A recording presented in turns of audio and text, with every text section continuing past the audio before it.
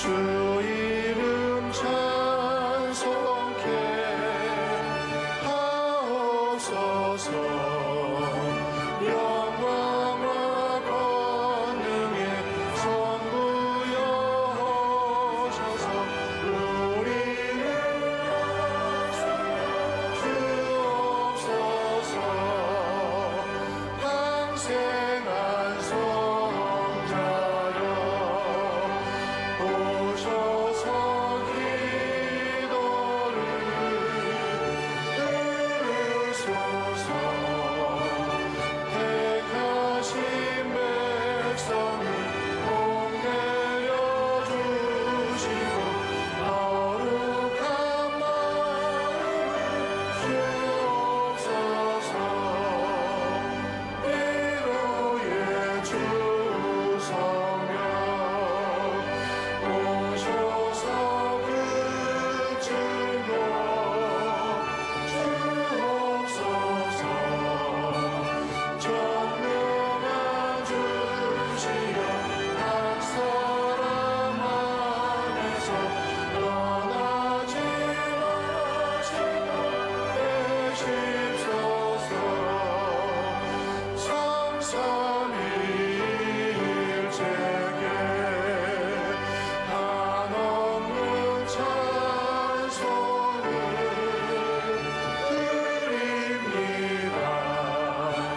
존귀한 주님을 영광 주께 영원히 하옵소서. 우리 다시 한번 믿음으로 주의 영광 이곳에, 주의 영광 이곳에 가득해. 우리 손에 주님 아름다운 찬양하며 우리는 전진하리. 우리 다시 한번 두 손 높이 들고 전심으로 주의 영광 이곳에, 주의 영광 이곳에 가득해. 우리 손에 함께 하며 우리는 전진하리. 모든 열방 주 볼 때까지 송축하리라 송축하리라.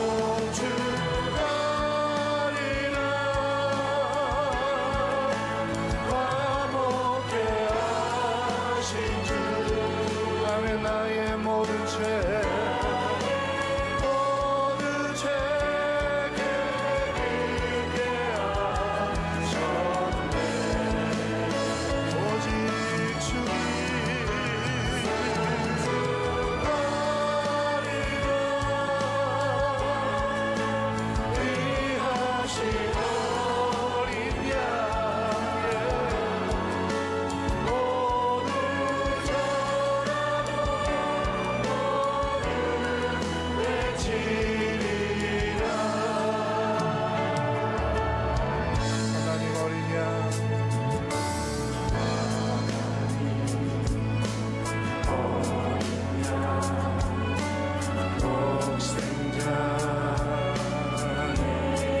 아멘. 날 위해 죽으신 주님, 주이신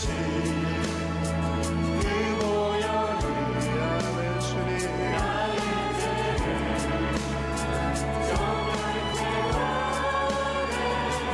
내 영혼을 오직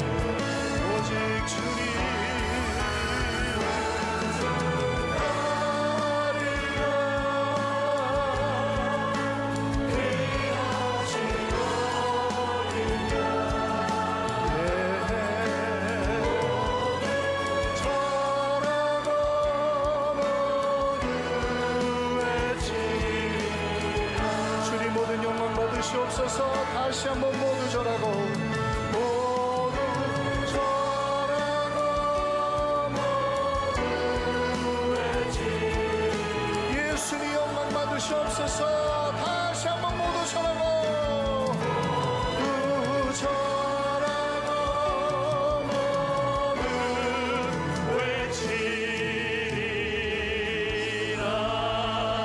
할렐루야. 우리 하나님께 최고의 영광의 박수 올려드리겠습니다. 전능하사 천지를 만드신 하나님 아버지를 내가 믿사오며 그 외아들 우리 주 예수 그리스도를 믿사오니 이는 성령으로 잉태하사 동정녀 마리아에게 나시고 본디오 빌라도에게 고난을 받으사 십자가에 못 박혀 죽으시고 장사한 지 사흘 만에 죽은 자 가운데서 다시 살아나시며 하늘에 오르사 전능하신 하나님 우편에 앉아 계시다가 저리로서 산자와 죽은 자를 심판하러 오시리라.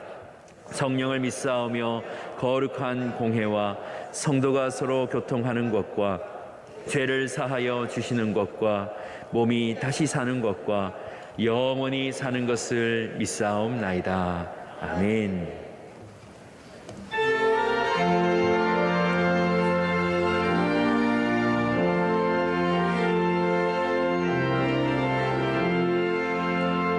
내 진정 사모하는 친구가 되시는 구주 예수님은 아름다워라.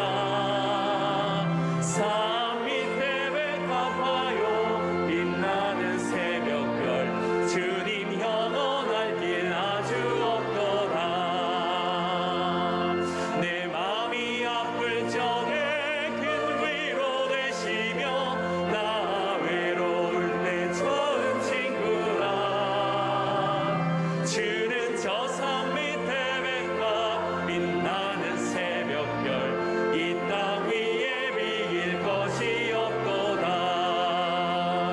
내 마음의 모든 염려 이 세상 고락고 주님 영광같이 하여 주시고 시험을 당할 때에 악마의 계교를 즉시 물리치사 나를 지키네.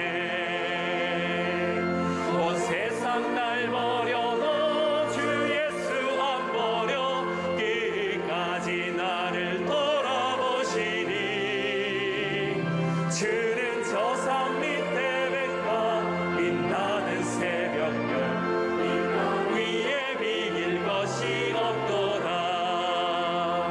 내 맘을 다하여서 주님을 따르면 길이 나를 사랑하리니 물풀이 두렵지 않고 창검도 겁없네. 주는 높은 산성 내 방패시라. 내 영혼 먹이시는 그 은혜 누리고 나 친히 주를 뵙기 원하네. 주는 저 산 밑에 백합 빛나는 새벽별 이 땅 위 내 영혼 먹이시는 그 은혜 누리고 내 영혼 먹이시는 그 은혜 누리고 나 친히 주를 뵙기 원하네. 주는 저 산 밑에 백합 빛나는 새벽별 이 땅 위에 비길 것이 없지. 그의 생각 셀 수 없고 그의 자비 무궁하며 그의 성실 날마다 새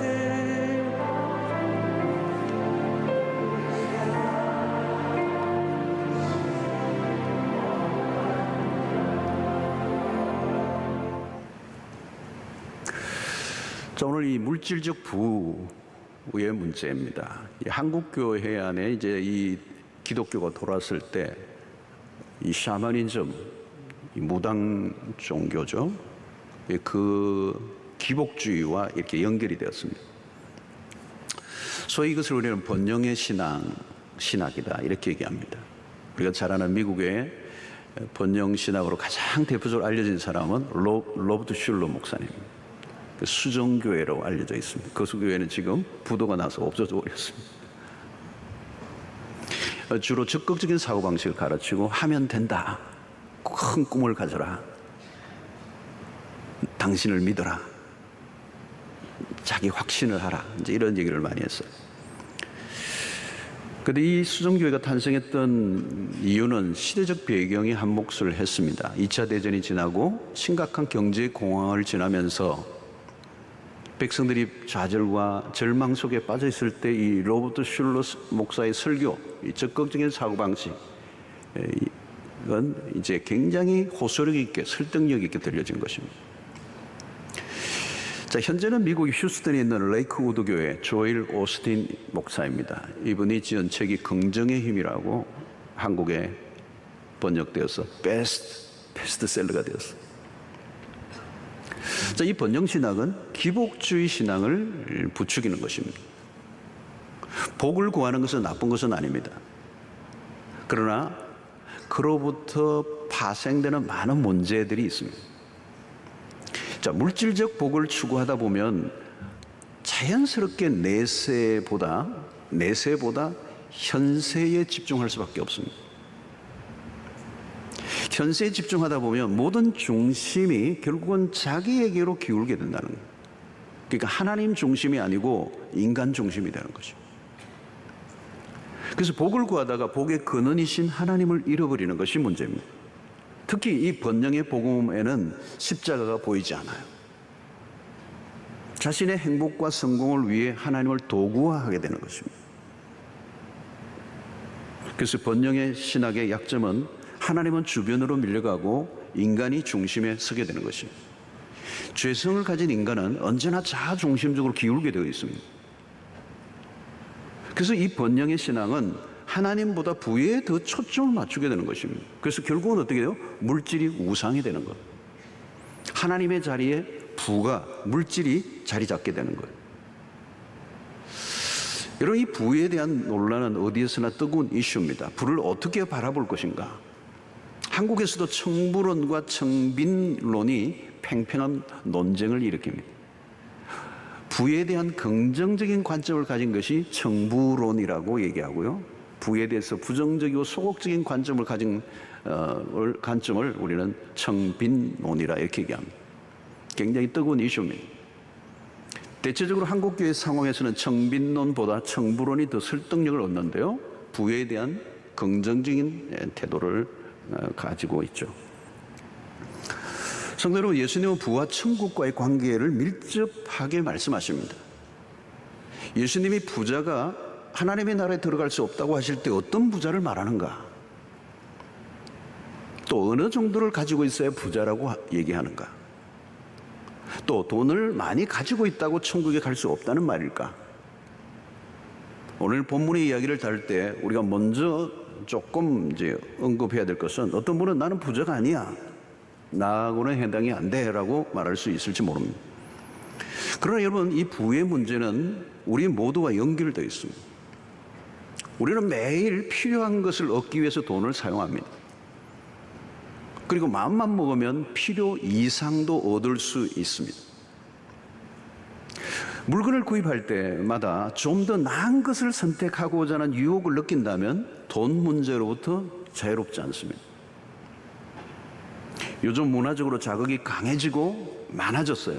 그래서 마케팅이 굉장히 첨단화되어 있습니다. 광고가 강력하죠. 그래서 TV에서 시청률이 높은 프로그램의 앞뒤로는 광고주들이 줄을 섭니다. 돈을 많이 내고 비싼 광고비를 내고 거기에 자신들의 상품을 광고합니다. 또 그런 광고에는 그 당시에 최고의 스타들을 발탁해서 그 광고에 올리는 거죠. 그래서 그 광고를 보는 순간 내가 늘 쓰던 멀쩡한 청소기가 꼴도 보기 싫어지고 그걸 사야 하고 싶은 욕망이 생깁니다. 왜 사는 것입니까, 여러분? 사람들의 영혼을 흔들어 놓는 것이죠. 요즘은 특히 주식 투자와 비트코인 열풍이 젊은이들을 흔들고 있습니다. 여러분, 돈이 주는 유혹은 작은 것이 아닙니다. 누가 아파트를 팔았는데 시세 차익을 엄청나게 받았다는 얘기를 들으면 여러분은 마음이 어떻습니까? 가까운 사람이 배가 살살 아파옵니까? 물질의 문제는 우리의 신앙에 결정적인 영향을 미치는 겁니다. 돈으로 일어난 사건들을 보십시오. 윤리적인 문제로 끝나지 않습니다. 영적인 문제와 직결됩니다. 돈은 인격에 영향을 미칩니다. 돈은 강력한 권력입니다. 사람을 사고 팔 수도 있습니다. 돈에 의해서 영혼이 팔려다닙니다.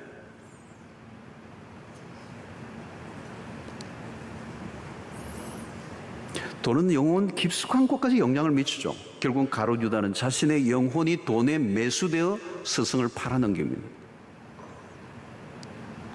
재물에 관련된 문제를 그대로 두고 신앙생활이 가능한가? 그렇지 않다는 것. 그래서 예수님은 재물에 관련된 말씀을 참 많이 하셨습니다. 여러분, 신자는 눈에 보이는 것과 보이지 않는 것의 거대한 싸움판 안에 이미 들어와 있습니다. 하나님의 나라는 보이지 않아요. 그러나 돈이 지배하는 세상의 나라는 매일 구체적으로 온몸으로 경험합니다. 우리가 어느 쪽을 선택하느냐에 따라 모든 게 달라지죠. 하나님의 나라는 눈에 보이는 것이 아닙니다. 그러나 세상의 나라는 현실, 현물이 구체적으로 돌고 돌죠. 우리는 자본주의 세상에 살고 있습니다. 돈의 힘을 온몸으로 느끼며 살고 있습니다. 만몬의 힘은 먼 미래가 아니라 지금 당장 행복하게 해주겠다고 약속합니다. 돈은 액수만큼 그 능력을 실제로 경험할 수 있습니다. 여러분, 지금 예배를 마치고 우리 교회 유젠 카페에 가셔서 카드만 내밀면 향긋한 값싼 질 좋은 커피를 마실 수가 있어요. 돈을 내야 됩니다. 나 수영로 교인인데 한 잔 줄 안 됩니다. 돈을 내셔야 돼요.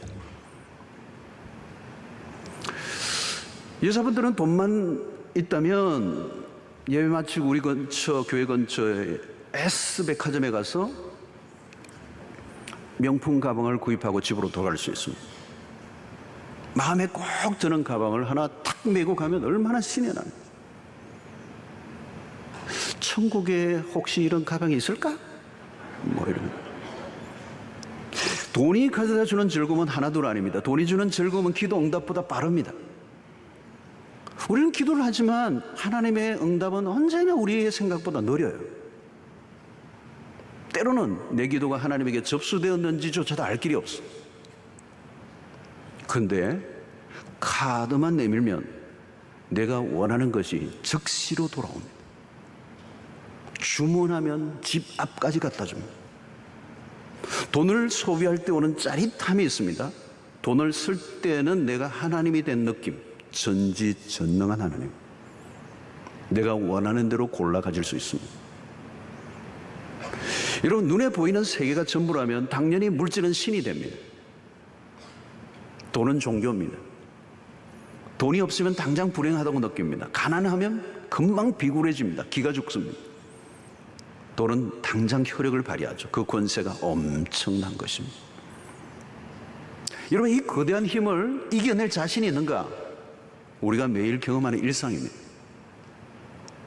믿음으로 추구하는 나라는 지금이 아니라 미래거든요. 지금이 아니에요.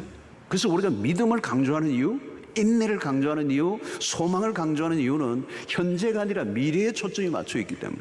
그 영생이라는 말도 미래에 관한 얘기입니다. 그런데 미래에 대한 소망을 붙들지 않으면, 그리고 눈에 보이지 않는 하나님의 나라가 보이지 않으면 돈의 힘 앞에 무릎을 꿇을 수밖에 없는 것이죠. 부자가 하나님 나라에 들어가기 어렵다는 말을 할 때 부자는 어떤 사람인가? 오늘 한 사람을 소개할 수 있습니다. 그것이 바로 누가복음 16장 19절로 21절에 부자와 나사로 얘기입니다. 한 부자가 있어 자색 옷과 고운 베옷을 입고 날마다 호롭게 즐기더라. 그런데 나사로가 이름하는 한 거지가 헌데투성이로 그의 대문 앞에 버려진 채 그 부자의 상에서 떨어지는 것으로 배부리려 하며 심지어 개들이 와서 그 헌대를 핥더라. 이런 부자는 매일 호의호식을 하고 있었지만 부자의 집 앞에 거지 나사로는 굶어 죽어가고 있어요. 자신이 가진 부를 가지고 자신을 위해서 사용하고 가난한 이웃에 대해서 자비를 베풀지 않고 있죠. 가끔 내 돈 내가 쓰는데 웬 시비야. 여러분, 오늘 이 본문은 부자가 돈이 많아 지옥 같다는 얘기가 아닙니다. 부자가 특별히 무슨 나쁜 짓을 한 것도 없어요. 성경이 주목하는 것은 부자의 영혼의 상태입니다. 그의 집 앞에서 먹을 것이 없어 고통하는 자에게 자비를 베풀지 않은 그 무자비함으로 보아 그런 하나님을 전혀 모르는 사람일 가능성이 높습니다. 자기의 배가 부르면 다른 사람의 고통에 별로 관심이 없어요. 이게 무감각입니다. 자기 탐닉. 주변에 무슨 일이 일어나는지 잘 알지 못합니다. 도덕성에 자연스러운 부재가 일어나요. 이게 부가 가져다 주는 위험입니다. 바로 앞에서 고통 속에 절규하는 사람이 안 보여요. 이게 잔인함입니다. 자신의 영혼의 상태를 인식하지 못한다는 것은 무서운 거죠. 이 부에 빠지면 무감각해집니다. 라우디게아 교회의 모습이 그랬습니다. 나는 부자라 부요하여 부족한 것이 없다. 여러분, 이 물질적 부가 가져오는 가장 무서운 것은 영혼의 무감각, 영혼이 돈에 팔려버린 상태. 그래서 예수님은 기도와 믿음에 대한 말씀보다 물질에 대한 말씀을 2배 이상 하신 거예요. 부의 위험성.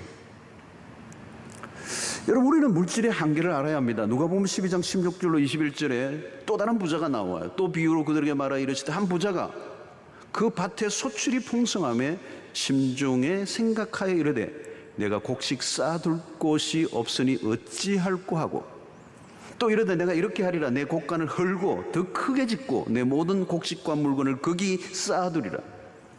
또 내가 내 영혼에게 이르되 영혼아 여러 해 쓸 물건을 많이 쌓아두었으니 평안히 쉬고 먹고 마시고 즐거워하자 하리라 하되 하나님은 이르시되 어리석은 자여 오늘 밤에 내 영혼을 도로 찾으리니 그러면 내 준비한 것이 누구의 것이 되겠느냐 하셨으니 자기를 위하여 재물을 쌓아두고 하나님에 대하여 부요하지 못한 자가 이와 같으리라. 물질은 우리를 착각하게 만듭니다. 부자는 하나님이라는 존재를 전혀 인식하지 않아요. 하나님으로부터 완벽한 독립을 선언하는 것입니다. 가질수록 더 가지고자 혈안이 돼요. 가질수록 더 집착해요. 쌓고 또 쌓았다는 것. 그 쌓는 이유는 무엇입니까? 그것이 하나님보다 더 신뢰할 수 있는 힘이기 때문에. 여러분, 돈을 가질수록 돈에 대한 신뢰가 깊어집니다. 우리는 돈이 필요하다고 생각하는데요, 반대요. 돈이 우리를 필요로 해요. 그래서 사람들이 그 돈에 팔려가는 거예요. 예속을 당하는 것입니다. 결국 부자는 자신의 영혼을 잃어버립니다. 밭의 소출이 풍성함에 심중에 말하기를 내가 곡식 쌓아둘 곳이 없다고 하소연해야 합니다. 그리고 더 큰 곡간을 짓고 또 짓는다. 쌓아둔 것으로 만족하고 먹고 마시고 즐거워합니다. 향락주의로 흐른다는 것. 부자가 꿈꾸는 것은 무엇입니까? 자신이 소유하고 있는 돈과 자신의 견고한 결속. 그러나 불가능해요. 왜냐하면 그가 놓친 것은 자신의 영혼이 자기의 것이 아니라는 걸 몰랐던 거죠. 하나님이 말씀하십니다. 어리석은 자여 오늘 밤에 내 영혼을 도로 찾으리니 tonight. 생명은 하나님께 속해 있습니다. 하나님이 끝 하면 끝이에요. 죽는 순간 그가 쌓았던 모든 그것은 물거품이 되고 맙니다. 하룻밤 사이에 무슨 일이 일어날지 모르는 것이죠. 하나님은 부자가 소유하고 있는 물질과 그 사람을 분리시켜버립니다. 부자는 재물에 도취되어 다가올 심판의 날을 알지 못합니다. 재물에 빠지면 인간의 유한성을 느끼지 못하는 것입니다. 그 부가 영원할 것처럼 여기는 것. 영원에 대한 관심이 전혀 없어요. 현세에 즐기는 것에 몰두한다는 것. 재물의 부요보다 영혼의 부요가 더 중요합니다. 재물을 쌓아뒀지만 하나님에 대해 관심 없는 이 사람에 대해서 오늘 성경은 말씀하고 있는 것입니다. 여러분, 오늘 우리는 물질주의 시대를 살고 있습니다. 어디를 가나 돈입니다. 모든 것을 돈으로 따지는 세상이에요. 돈의 힘을 거부하기 어려워요. 여러분, 우리 교회 같이 대형 교회는 돈의 힘으로부터 자유롭지 않습니다. 교회가 성장하면 돈이 많이 생깁니다. 돈이 많아진다는 것은 힘이 생긴다는 거예요. 힘은 매력적인 것입니다, 여러분. 그러나 매우 위험해요. 늘 조심해야 합니다. 인간의 역사는 힘이 너무 많아 망했어요. 힘은 유혹이거든요. 이 유혹을 이길 영성이 뒷받침되지 않으면 그 힘은 축복이 될 수 없다는 거예요. 믿음의 힘보다 돈의 힘이 더 강해지면 돈에 끌려다니게 되는 것입니다. 교회나 신자 개인이나 돈의 힘을 의지하면 세속화는 불가피하게 되는 거죠. 하나님보다 돈을 더 강조하면 금방 나이롱 신자가 돼요. 믿음의 날개를 펼 수가 없는 것입니다. 초대교회 영성이 무엇입니까? 은과 금은 내게 없지만 내게 있는 것 곧 나사렛 예수의 이름을 의지했습니다. 초대교회는 실제로 가난했습니다. 은과 금이 없었습니다. 그러나 예수의 이름에 권세가 있었어요. 오늘날에는 은과 금이 많아졌어요. 그래도 예수의 이름의 능력을 붙잡지 않나. 사랑하는 성도 여러분, 무엇을 의지합니까? 돈의 힘을 의지하십니까? 하나님을 의지하십니까? 돈이 더 크게 보입니까? 하나님이 더 크게 보이십니까? 제가 지난 금요일에도 우리 목자들에게도 얘기했습니다만, 영어로 이 God과 Gold가요, 자세히 안 보면 헷갈려요. God인지 Gold인지 일자만 하나 빼면 God이 되고. 여러분, 무엇이 더 크게 보이는 것입니까? 돈의 임재를 더 사모하십니까? 하나님의 임재를 더 갈망하십니까? 돈에 목마르십니까? 성령에 목마르십니까? 여러분, 이 물질의 위험성을 강구해서는 안 됩니다. 코로나19로 인해 죽은 사람이 지구촌에 400만이 넘었다는 통계가 나왔습니다. 바이러스가 무서운 건 맞아요. 그러나 더 무서운 것은 돈입니다. 돈이 가져다 준 폐해는 훨씬 더 큽니다. 디모데전서 6장 10절에 돈을 사랑함이 1만 악의 뿌리가 되나니 이것을 탐내는 자들은 미혹을 받아 믿음에서 떠나 많은 근심으로서 자기를 찔렀도다 그랬어요. 여러분, 돈으로 일어난 비극이 훨씬 더 많습니다. 가족이나 친구 간에도 갈라지게 만듭니다. 하루아침에 원수가 됩니다. 여러분, 요즘 통계를 보니까요, 이혼의 90%가 원인이 돈 때문이에요. 요즘은 살욕극이 일어납니다. 여러분, 사회적 거리두기도 해야 되지만 진짜 그리스도인들은 돈과 적절한 거리를 두지 않으면 우리의 영혼이 한순간에 망가지고 돈 때문에 영원을 잃어버려요. 자, 예수님이 이렇게 말씀하시자 제자들이 이렇게 얘기합니다. 26절 보니까 제자들이 매우 놀라 서로 말하되 그런즉 누가 구원을 얻을 수 있는가 하니, 제자들이 충격 속에서 그렇다면 도대체 누가 구원을 얻을 수 있습니까? 충분히 할 수 있는 질문입니다. 그때 예수님께서 이렇게 말씀하십니다. 27절에 예수께서 그들을 보시며 이르시되 사람으로는 할 수 없으되 하나님으로는 그렇지 아니하니 하나님으로서는 다 하실 수 있느니라. 인간의 힘으로는 구원을 얻을 수 없지만 하나님은 얼마든지 하실 수 있습니다. 구원은 하나님의 편에서 하시는 거거든요. 부자가 스스로는 구원을 얻을 수 없어요. 그러나 하나님이 역사하시면 불가능한 것도 가능하게 하십니다. 겉으로는 구원 먹기에 불가능해 보이는 사람이라도 하나님이 그를 바꾸어 놓으시면 구원의 역사가 일어나는 거예요. 자, 그 대표적인 인물이 누구냐? 누가복음 19장에 나오는 삭개오라는 사람이 나와요. 그는 세리장으로 로마의 앞잡이 노릇하며 동족의 피를 빨아먹는 그런 인물이었습니다. 그는 착취로 불을 끌어모은 사람이에요. 근데 그 영혼에 갈증이 있었는데 어느 날 그 동네에 그리스도께서 오신다는 소문을 듣고 달려나가죠, 동네로. 그리고 극적으로 그리스도를 만납니다. 아니, 그리스도께서 그 삭개오를 만나주셨어요. 그리고 현격한 변화가 일어납니다. 그 변화의 모습이 삭개오를 통해 드러나게 되는데 19장 8절에 보니까 삭개오가 서서 주께 여짜오되 주여 보시옵소서, 내 소유의 절반을 가난한 자들에게 주겠사오며 만일 누구의 것을 속여 빼앗은 일이 있으면 내 갑절이나 갚겠나이다. 여러분, 재산의 절반을 가난한 자들에게 나눠주고 다른 사람의 것을 탈취한 게 있다면 4배를 갚겠다. 여러분, 불을 모으는 과정에서 불법을 저지르기가 쉬워요. 세리의 분은 일반 유대 백성들의 등을 친 거잖아요. 희생으로 주어진 거예요. 정상적이지 않는 불법과 편법이 일어난 거예요. 오늘날도 마찬가지예요. 여러분, 돈을 벌려고 하면 정말 미세한 영적인 민감성이 없으면 힘들어요. 탈세의 문제도, 늘 세금의 문제도, 늘 실험을 해야 되고, 정당한 임금을 지불하는 문제도 있어야 되고, 또 정당한 원가 대비 가격을 받아 이 폭리를 취하지 않아야 하는 부분도 있고, 또 사업을 하다 보면 이 환경과의 관계, 모든 것들이, 다양한 것들이 연결되어 위험에 노출되어 있는 거거든요. 근데 돈이 목적이 되면 모든 걸 수단화하고 정당화할 수가 있는 거예요. 부자 삭개오의 회심은 놀라운 일입니다. 회개는 지갑에서 드러난다 그러죠. 주님은 그에게 놀라운 선포를 하십니다. 19장 9절에 보니까 예수께서 이르시되 오늘 구원이 이 집에 이르렀으니 이 사람도 아브라함의 자손이로다. 여러분, 삭개오는 앞에서 언급된 부자 청년과는 확실히 달라요. 삭개오의 변화는 예수님의 공생의 입성 직전에 절정을 이루는 사건. 전혀 변화될 것 같이 보이지 않았던 사람이 변했습니다. 구원과 전혀 상관없이 보이던 사람의 변화는 모든 사람들에게 충격을 주었어요. 예수님이 삭개오에게 재산을 내어놓으라고 강요한 거 아닙니다. 자발적으로 내어놓았어요. 예수를 만나자 일어난 변화입니다. 하나님이 하시는 일이에요. 오늘 또 그런 일은 얼마든지 일어납니다. 우리 주변에 돈만 알고 살던 사람에게 예수 그리스도가 찾아가자 그들의 인생에 새로운 변화가 일어나는 거예요. 물질관의 변화가 일어나는 겁니다. 삶의 목적이 완전히 바뀌는 것입니다. 부자가 하나님 나라에 들어가기 어렵지만 변화를 받으면 길이 열립니다. 물질의 탐욕에 찌들려 살던 사람이 스스로의 힘으로는 빠져나올 수 없습니다. 그러나 복음이 그 안에 역사하자 모든 욕망을 해체하는 역사가 일어납니다.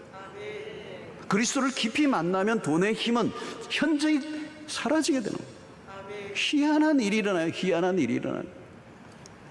돈맛에 취해 살던 사람이 깨어나는 겁니다. 돈 중독에서 예수 중독으로 바뀌는, 더 이상 돈의 위력에 휘둘리지 않게 되는 것입니다. 하나님의 은혜에 취해 살아가는 사람으로 바뀌게 되는 것입니다. 그때 여러분 구체적으로 어떤 일이 일어난다고요? 그리스도를 만난 회심의 분명한 증거는 자기의 것을 내어놓는 소유욕에서 탈출하게 됩니다. 그러면서 서서히 나누기 시작한다는 겁니다. 여러분, 물질의 힘을 이겨낸 모습이 뭔지 아십니까? 나누는 거예요. 디모데전서 6장 17절로 19절에 보면 내가 이 세대에서 부한 자들을 명하여 마음을 높이지 말고 정함이 없는 재물에 소망을 두지 말고 오직 우리에게 모든 것을 후히 주사 누리게 하시는 하나님께 두며 선을 행하고 선한 사업을 많이 하고 나누어 주기를 좋아하며 너그러운 자가 되게 하라. 이것이 장래에 자기를 위하여 좋은 틀을 쌓아 참된 생명을 취하는 것이니라 그랬어요. 여러분, 물질 중심의 삶을 극복하는 길은 나누는 것입니다. 돈이 유혹이라는 말은, 여러분, 돈이 유혹이에요. 유혹이라는 말은 돈은 중립적이지 않다는 말입니다. 죄를 짓는 쪽으로 가기가 쉽다는 겁니다. 유혹을 이기는 길은 그러므로 적극적으로 나누는 길입니다. 쌓아 올리기보다 흘려보내는, 그래야 나도 살고 남도 산다는 것. 돈을 더 가져야 돈으로부터 자유로워지는 게 아니에요. 나눌 때 자유가 온다는 거예요. 하나님의 나라와 연약한 이웃을 위해 드리는 삶이 핵심이라는 겁니다. 끌어모으기만 하는 부자가 있어요. 절대 서지 않는 사람, 돈 자체를 좋아하는 소유욕에 사로잡힌 사람, 이런 사람들을 우리는 구두쇠라고 그러죠. 구두쇠란 그냥 돈을 아끼는 사람을 말하는 게 아니에요. 돈에 대한 왜곡된 가치관을 가진 사람들. 돈의 주제, 돈의 자기가 주체, 돈을 주체할 수 있는 게 아니라 돈에 의해서 자기가 객체가 되어 있는 상태입니다. 돈을 어떻게 사용해야 할지를 모르는 것이죠. 여러분, 철강왕 카네기가 한 말입니다. 부자로 죽는 것은 수치스러운 일이다. 초대교회 교부 크리소스톰의 가르침에 의하면 모든 사람들에게 두 개의 주머니를 가지라고 권면합니다. 하나는 자기를 위하여, 하나는 이웃을 위하여. 요즘 저는 이제 듣기로 우리 사회가 기부 문화가 많이 성숙해졌다고 그래요. 많은 분들이 기부 문화에 동참을 하고 있다고 그래요. 좋은 현상입니다. 사랑하는 성도 여러분, 작은 것에서부터 한번 실천해 보시기를 바랍니다. 우리의 로비에 있는 러브박스도 여러분들 가져가셔서 한번 일상화해 보시기 바랍니다. 나에게 가장 귀중한 것을 그 박스 안에 넣어서 흘려버리는 거예요. 이것은 한 번, 두 번 구제하는 것으로 끝나서는 안 돼요. 삶이 되어야 한다는 거예요. 지속적으로 나눔을 실천할 때 물질에 대한 탐욕이 서서히 힘을 잃어가는 거예요. 나눔은 누군가를 돕는 일이지만 가장 큰 수혜는 자기 자신입니다. 영혼의 건강을 위해서 매우 유익한 것입니다. 이미 우리 교회에서 다양한 영역에서 실천한 분들이 있어서 너무너무 감사해요. 나눔은 자유를 제공합니다. 더 풍성한 삶을 살게 합니다. 하나님은 우리를 부유하게 하시기를 원하십니다. 그 부유는 물질만이 아니라 영혼의 부유함, 그것이 바로 나눔을 통하여 경험하게 되는 것입니다. 지금 한국은 심각하게 양극화 현상이 벌어지고 있습니다. 코로나19로 더 심각해지고 있습니다. 생계형 자살들이 빈번하게 지금 일어나고 있습니다. 오늘 이것은 우리 교회에 주는 매우 중요한 메시지입니다. 우리 교회가 해야 될 역할. 사랑하는 성도 여러분, 나눌 때 기쁨이 있습니다. 자꾸 나누고 싶어져야 돼요. 어디에 돈을 가장 많이 사용하고 있는가를 점검해 볼 수 있게 되기를 바랍니다. 거기에 내 삶의 방향이 결정되는 것입니다. 너무 자기 자신에게 기울어져 있지는 않는가?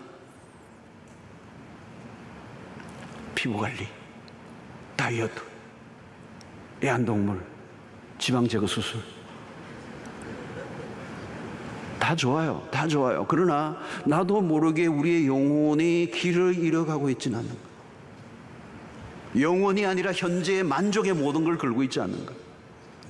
여러분, 영원을 놓치면 삶은 지극히 현세적이고 자기중심적으로 기울고 마는 것. 물질이 어디로 향하고 있는가를 추적해 보아야 합니다. 오늘 이 말씀을 하시고 예수님이 마지막 하신 말씀이 우리가 눈에 들어오는 부분이에요. 29절부터 30절입니다. 예수께서 이르시되 내가 진실로 너희에게 이르노니 나와 복음을 위하여 집이나 형제나 자매나 어머니나 아버지나 자식이나 전토를 벌인 자는 현세에 있어 집과 형제와 자매와 어머니와 자식과 전토를 100배나 받되 박해를 겸하여 받고 내세의 영생을 받지 못할 자가 없느니라. 엄청난 얘기예요. 어떤 분들은 기가 질리는 내용처럼 들려줄 수 있습니다. 그러나 여러분 걱정하십시오. 아무나 그렇게 할 수 있는 게 아니에요. 밭에 보화를 발견한 사람은 할 수 있어요. 보화를 발견한 사람은 자신의 재산을 파는 일은 어렵지 않아요. 하나님의 나라를 본 사람은 자기의 것을 포기하는 게 어렵지 않아요. 그리스도를 온전히 발견한 사람은 자신의 모든 것을 드리는 것은 기쁜 일입니다. 뿐만 아니라 주님은 구체적으로 산수를 제시하세요. 그리스도와 복음을 위하여 집이나 가족이나 재산을 버린 자들에 대한 약속 무엇입니까? 현세의 100배의 보장을 한다는 거예요. 100배란 뭘까요? 확실성입니다. 반드시. 그러면 그 모든 것을 바친 잃어버린 사람들이 현세에 누릴 축복이 도대체 무엇인가? 우리는 알 길이 없어요, 사실은. 그러나 혹자의 해석하기는 새로운 가족, 복음을 위하여 그리스도를 위하여 내 가족을 잃었다면 하나님의 새로운 가족, 새로운 공동체, 새로운 관계들. 분명한 것은 결코 마이너스가 아니라 하나님이 축복하신다는 거예요. 그리스도를 위해 고통을 받은 경험들, 복음을 위해 자신의 삶의 손해를 본 적이 있습니까? 박해를 받아본 적이 있습니까? 그러면 내세의 영생을 받지 못할 자가 없다. 영원을 얻을 것인가? 잠시 지상의 삶을 누림으로 끝날 것인가? 주님은 애매모호한 말씀을 하시지 않습니다. 구체적이요, 영안이 열려져야 합니다. 잠깐의 부에 도취되어 영원을 잃어버리지 않기를 바라고 있는 것입니다.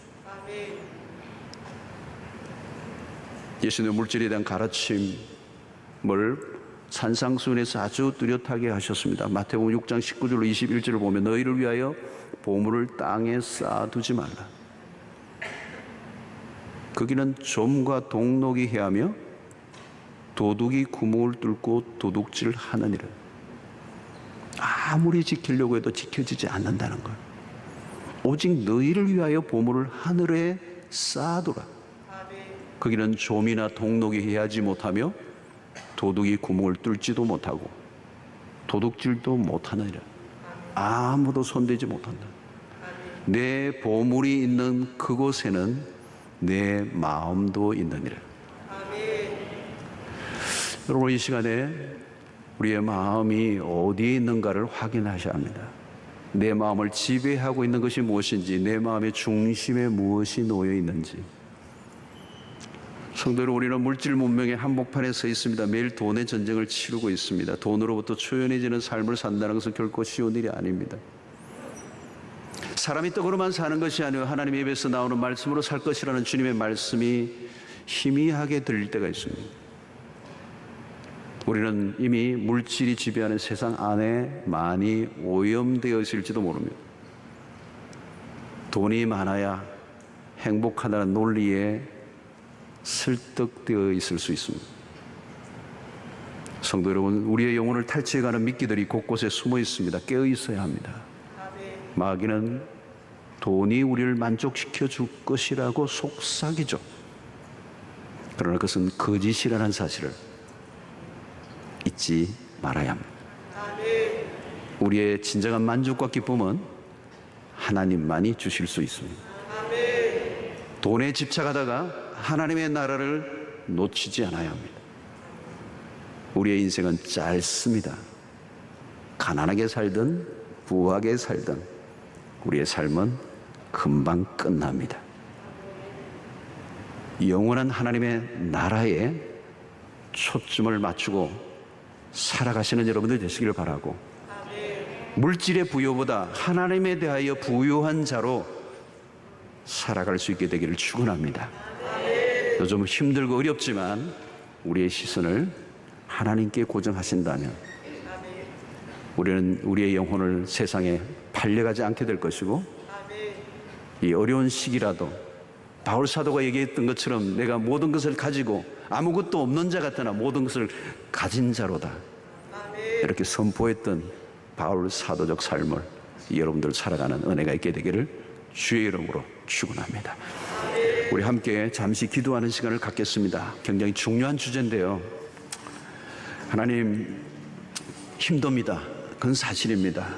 그러나 하나님의 말씀이 답이라는 사실을 깨닫고 우리가 순간의 만족, 돈이 주는 향응에 우리가 눈이 멀지 않게 하시고 영원한 하나님의 나라를 바라보며 믿음으로 말씀으로 살게 하여 주시옵소서.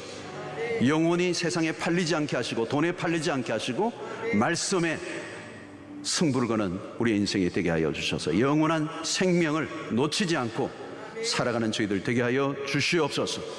내 마음 중심에 있는 우상을 타파하게 하여 주시옵소서. 함께 기도하도록 하겠습니다. 할렐루야. 하나님 아버지, 오늘 이 시간에 저희들에게 주신 말씀으로 인하여 다시 한번 깨닫게 하여 주시니 감사합니다. 주의 신실하고 놀라운 은혜를 우리에게 부어주시고, 아버지 하나님, 우리가 주의 진리 안에서 하나님의 입에서 나오는 말씀으로 살아가는 저희들 되게 하여 주시고, 물질의 풍요에 휩싸여 우리의 영혼을 잃어버리지 않도록 도와주시고, 아버지 하나님, 영생의 삶을 사는 저들을 되게 하여 주시옵소서. 생명을 걸게 하시고, 아버지 하나님, 물질의 만능의 이 세상의 문화의 한가주에서 우리의 시선을 고정하게 하여 주시옵소서. 오직 하나님에게만 승부를 거는 주의 백성들이 되도록 주여 은혜를 베풀어 주시옵소서. 하늘의 부유한 자, 하늘의 아버지 속한 자들로 살게 하여 주시옵소서. 아버지 감사합니다. 하나님, 물질 만능의 세상의 한가운데 우리의 영혼을 하나님의 말씀으로 보호해 주시고, 물질을 추구하며 그 앞에 무릎 꿇지 않게 하시고 하나님 나라를 구하며 영생을 추구하는 하나님에게 속한 자들 다 되게 하여 주시옵소서. 하나님, 돈의 논리로 휘둘리지 않게 하시고 더욱더 우리의 믿음이 정금 같게 하사 이 마지막 시대 그리스도의 신부처럼 살아가기로 결단하는 주의 백성들이 되게 해주셔서 어렵고 힘들어도 말씀을 따라 살아갈 때 그 안에 참된 부요와 만족과 기쁨이 넘치게 될 줄로 믿습니다. 영혼을 잃어버리지 않게 하여 주시옵소서. 영생을 놓치지 않게 하여 주시옵소서. 예수님의 이름으로 기도하옵나이다. 아멘.